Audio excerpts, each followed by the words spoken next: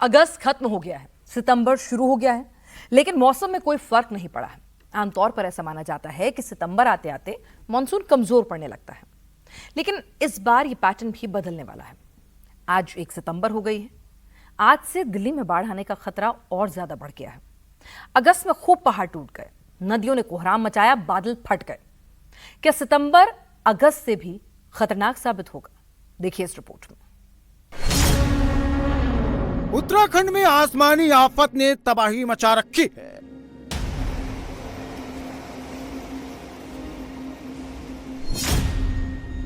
हिमाचल में भी मॉनसून का रौद्र रूप जारी है।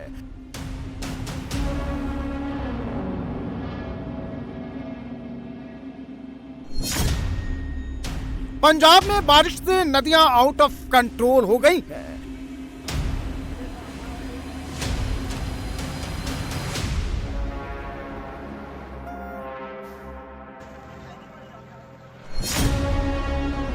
राजस्थान में शहर शहर बरसाती पानी का साम्राज्य हो गया है।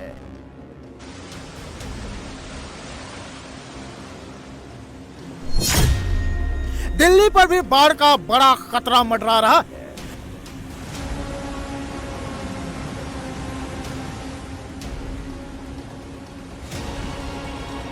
पहाड़ से लेकर मैदान तक, जम्मू कश्मीर से लेकर पंजाब तक, राजस्थान से लेकर हिमाचल तक, उत्तराखंड से लेकर यूपी तक, हिंदुस्तान के उत्तरी इलाके में मॉनसून कहर बनकर बरस रहा है। कहीं पानी का सितम आउट ऑफ कंट्रोल हो चुकी है, तो ज्यादातर नदियां हाहाकारी वेग में बह रही हैं। बादल बरस कम रहे हैं, फट ज्यादा रहे हैं। तबाही का मंजर ऐसा है कि नुकसान का आकलन भी बहुत मुश्किल है। लग रहा है कुदरत का स्पष्ट संदेश है कि अगस्त में डुबोया है, सितंबर बहाकर ही मानेगा। रामबन में चिनाब नदी को ओवरफ्लो होने से बगनिहाल डैम के गेट खोल दिए गए। 5 में से 3 गेट से पानी नीचे की ओर तेजी से जा रहा है। जम्मू कश्मीर में पिछले कई दिनों से भारी बारिश, लैंडस्लाइड और बादल फटने से बुरा हाल है। जम्मू कश्मीर में बाढ़ के हालात का जायजा लेने देश के गृह मंत्री खुद मौके पर पहुंचे हैं। पिछले 3 महीने में अमित शाह का जम्मू कश्मीर का यह दूसरा दौरा है। अमित शाह ने विक्रम चौक के पास तवी पुल पर रुककर नदी किनारे हुए नुकसान का जायजा लिया। इसके बाद अमित शाह गांव मुंगचक में पहुंचे और ग्रामीणों की बाढ़ में हुए नुकसान का जायजा लिया। इससे पहले देश के रक्षा मंत्री राजनाथ सिंह ने भी चशोटी में हुई तबाही का मौके पर पहुंचकर जायजा लिया था। 14 अगस्त से जम्मू में बाढ़ से 130 लोगों की मौत हुई है। 33 से ज्यादा लोग अभी भी लापता हैं। अगस्त ने जम्मू कश्मीर में जमकर तांडव मचाया है, लेकिन यह तबाही सितंबर में और सितम ढाने वाली है, क्योंकि जम्मू में मौसम विभाग ने 2 सितंबर तक भारी बारिश की चेतावनी जारी की है। देश के कई राज्य आसमानी आफत की चपेट में है। जुलाई से शुरू हुआ मॉनसूनी प्रहार सितंबर में भी जारी है। 80% भारत में सामान्य से ज्यादा बारिश का अनुमान है। सितंबर में सामान्य से अधिक बारिश होने का अनुमान है। पूरे देश में सितंबर में 109% बारिश का अनुमान है। सितंबर में उत्तराखंड में हालात सबसे ज्यादा खराब हो सकते हैं।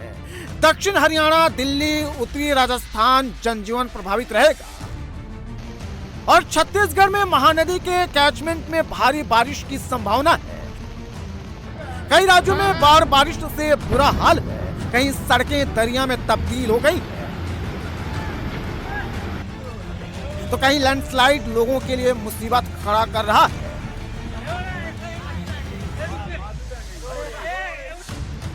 लगातार हो रही बारिश की वजह से नदियों का जलस्तर बढ़ रहा है,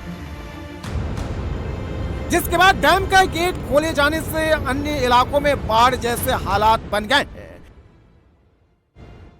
चंडीगढ़ समेत पूरे ट्राई सिटी में भारी बारिश हो रही है, जिसके चलते सुखना लेक के भी फ्लड गेट खोल दिए हैं और घग्गर नदी उफान पर चल रही है। ठीक ये सामने जो तस्वीरें देख रहे हैं, ये घग्गर नदी है। लगातार पहाड़ी इलाकों में बारिश हो रही है। उसके अलावा जिस तरह से सुखना लेक के भी फ्लड गेट खोले गए हैं और अब ट्राई सिटी में कल रात से ही लगातार बारिश हो रही है पंचकुला, मोहाली और चंडीगढ़ में।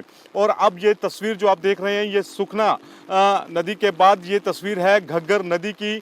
सड़क के ऊपर से पानी बह रहा है, जो काजवे है वो पूरी तरह से डूब गया है और इसको फौरी तौर पर बंद कर दिया गया है। ये जो जिसके चलते आम लोगों को काफ़ी जो मुश्किलात का सामना जो है वो करना पड़ रहा है। रात को 1162 फुट पहुंच गया था सुखना लेक का पानी और जैसे ही 1163 का लेवल क्रॉस करता है उसके बाद फ्लड गेट जो है वो खोल दिए जाते हैं। फिलहाल ये तस्वीर आप घग्गर नदी की देख रहे हैं। 2023 में भी इससे ज़्यादा पानी जो था वो घग्गर नदी में देखने को मिला था। काफ़ी ज़्यादा विकराल रूप उस समय यहाँ पर लिया था और अब भी कुछ ऐसी ही स्थिति जो है वो बनती हुई दिखाई दे रही है। चिनाब नदी में वाटर लेवल बढ़ने से सलाल डैम के कई गेट खोल दिए गए। नदी के आसपास लोगों के आने जाने पर प्रतिबंध लगा दिया गया।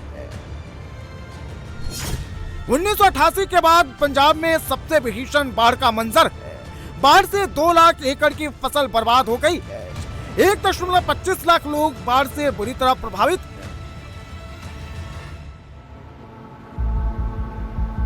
जालंधर में आसमान से बारिश ऐसी जमकर बरसी कि रेलवे ट्रैक पानी में समाकर अदृश्य हो गया। पंजाब के होशियारपुर में चारों तरफ केवल बाढ़ के पानी का लाया गाद दिख रहा है, जिसमें बड़ी बड़ी गाड़ियां भी फंस गई और ऊंचाई वाली जगह पर लोग छाता लेकर खड़े हैं।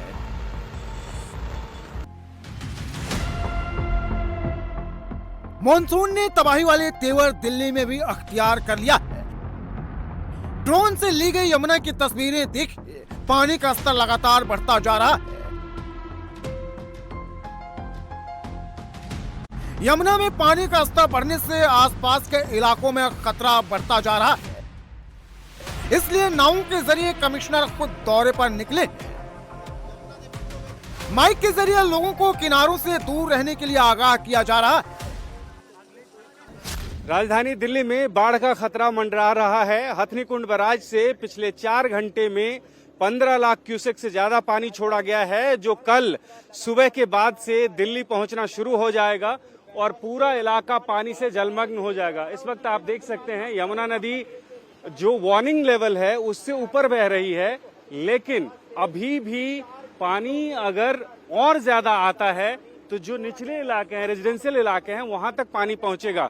यही वजह है कि दिल्ली सरकार और स्थानीय प्रशासन जो है पूरी तरह से मुस्तैद है और लगातार ये मैसेज दे रही है लोगों को कि जो यमुना के किनारे हैं वो किनारे से हट जाएं और किसी सेफ स्पेस पे पहुंच जाएं।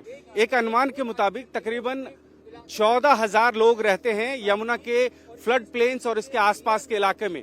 इनको शिफ्ट किया जा रहा है। अब ये कोशिश की जा रही है कि इलाके में मुनादी की जाए और लोगों को यहाँ से शिफ्ट किया जाए, जिससे वो कम से कम बाढ़ के पानी में ना फंसे और उनको सुरक्षित जगह पे शिफ्ट किया जा सके।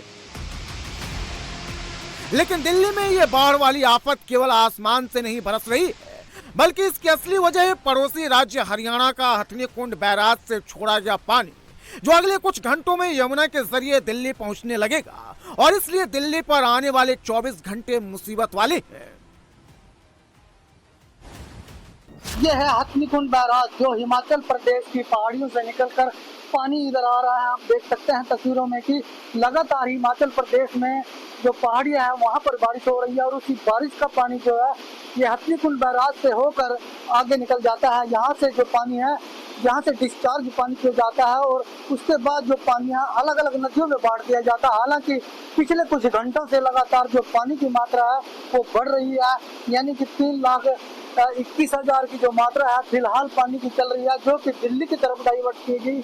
हालांकि यहाँ पर किसी भी तरह की स्टोरेज नहीं की जाती, क्योंकि यह हथनीकुंड बैराज है, बैराज पर स्टोरेज नहीं हो सकती, क्योंकि डैम ही एक ऐसा सिस्टम होता है जहाँ पर स्टोरेज होती है। आप देख सकते हैं कि यहाँ पर कुल 18 गेट बनाए गए हैं और जो सभी 18 गेट हैं वो खोल दिए गए हैं और लगातार जो पानी की मात्रा है वो बढ़ रही है, जो कि दिल्ली में अगले 48 घंटे तक पहुँचेगी और दिल्ली के लिए एक बड़ी तबाही का कारण बन सकती है। हरियाणा के लोगों को अभी बारिश से राहत मिलने वाली नहीं है। मौसम विभाग ने ऑरेंज अलर्ट जारी किया है,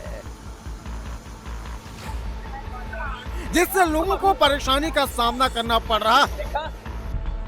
दिल्ली से सटे हरियाणा के गुरुग्राम में आसमानी आफत ने ट्रैफिक पर ब्रेक लगा दिया है। जल भराव से परेशानी का लोगों को सामना करना पड़ रहा। बड़ी बड़ी चौड़ी चौड़ी सड़कें भी नहर में तब्दील हो गई और लोगों को डूब कर जाना पड़ रहा। यमुना का रौद्र रूप मथुरा में भी दिख रहा। यमुना किनारे बने मंदिर और घाट पानी में समा चुके और यमुना का जलस्तर अभी भी बढ़ता जा रहा। घाटों पर यमुना किनारे कोई अनहोनी न हो जाए, इसके लिए पुलिस माइक से अनाउंसमेंट भी करा रही, जिससे लोग सतर्क और सावधान रहे। पहाड़ से लेकर मैदान तक मॉनसून की मनमानी से राहत मिलने की बिल्कुल भी उम्मीद नजर नहीं आ रही है, क्योंकि मौसम विभाग का अनुमान है कि बारिश के काले बादल अभी कम से कम 3 दिन तक आफत बरसाने से नहीं रुकने वाले। छत्तीसगढ़ में मौसम ने करवट ले ली। राजधानी रायपुर में कई जिलों सहित सुबह से ही जोरदार बारिश हो रही, जिससे लोगों को उमस और गर्मी से बड़ी राहत मिली। मौसम विभाग ने आज कहीं कहीं भारी बारिश और आकाशीय बिजली गिरने की संभावना जताई। 2 सितंबर से लेकर 5 सितंबर तक प्रदेश में भारी बारिश हो सकती है। वहीं सीएम विष्णुदेव साय ने बस्तर डिवीजन में बाढ़ प्रभावित इलाकों का एरियल सर्वे और अधिकारियों को जरूरी निर्देश दिए।